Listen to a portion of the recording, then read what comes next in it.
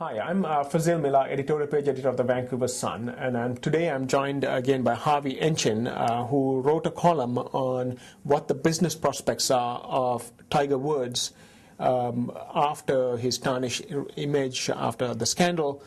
Harvey, he tees off on Thursday at Augusta. This is his first outing, the first major of the season.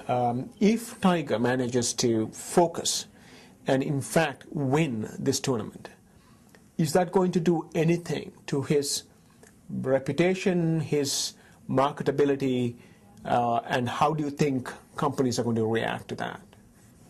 Well, frankly, all Tiger had to do was show up. The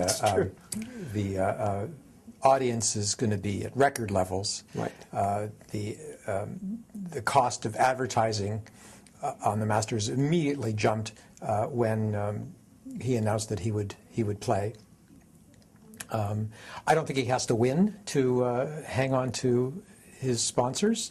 I think they'd like him to do well, but we're all going to be watching him anyway.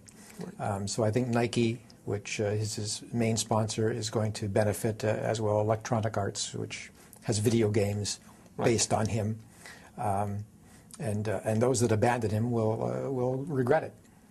Now, I mean, in the aftermath of the scandal, as it were, you saw his scores. You suggested in your column Q scores. What are those? Q scores measure really the popularity of an athlete or of any celebrity, and sometimes TV shows and movies and so on. And his Q score dropped quite dramatically after the revelations,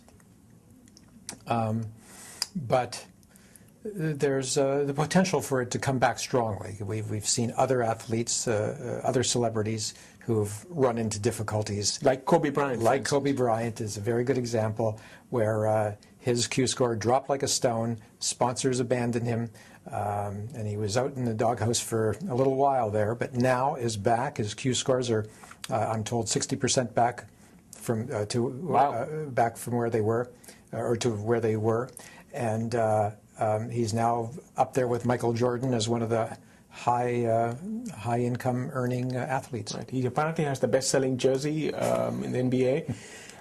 So when the companies are making decisions, I mean, clearly there is a certain amount of upside, there is a certain amount of downside when you endorse, when you get celebrities to endorse your product or service. So do you still think it's a very risky thing to do, particularly in terms of goodwill for a company? I think there's the potential for downside risk, as we've seen. Not all sponsors are going to want to hang on through the thick and thin. Right.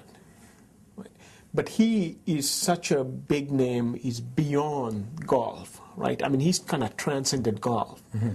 So if he starts winning, clearly people are going to focus on his winning ways, as it were, and his act of contrition, as it were, in terms of the, the press conference on Monday. Well, as one analyst told me, Tiger Woods is golf. And, right. And certainly without Tiger, there is no Nike golf. There is no golf game that people are going to want to play.